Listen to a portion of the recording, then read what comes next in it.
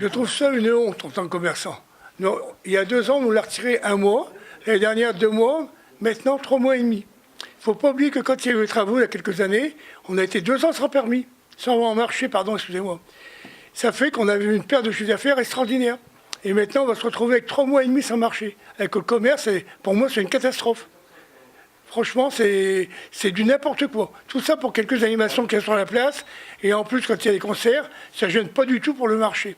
Donc je ne comprends pas que la mairie elle fait des choses comme ça. C'est pas normal. Surtout que Mme Bouchard, quand il y a eu les travaux, quand c'était été fini, elle a bien dit, le marché va revenir et ne partira plus jamais. Donc les promesses, ça tient qu'à celui qui les dit. C'est pas terrible quand même. Je suis un peu déçu. Je ne sais pas si Mme Bouchard est au courant de tout ça, mais franchement, l'équipe qui est derrière elle, ils sont pas terribles. Pour nous foutre, comme on dit, dans la merde. Parce que moi, j'en rêve la nuit. Quand je me réveille la nuit, je dis 3 mois et demi sans marché. C'est mon chiffre d'affaires qui fout le camp.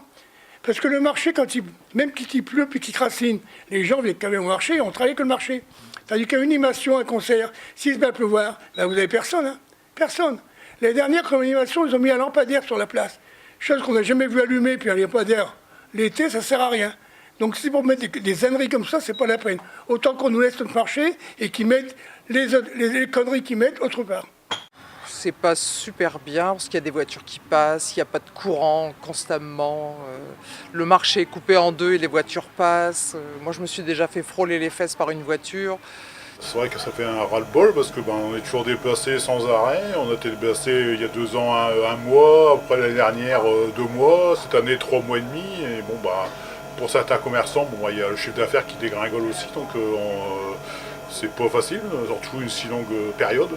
Donc je pense que les activités, il en faut dans une ville. C'est très bien qu'on ait une ville qui bouge, mais ce qui serait bien, c'est qu'on adapte le marché autour des activités et pas le déplacer à l'autre bout de la ville. Ça continue, on va faire le marché là-bas maintenant après.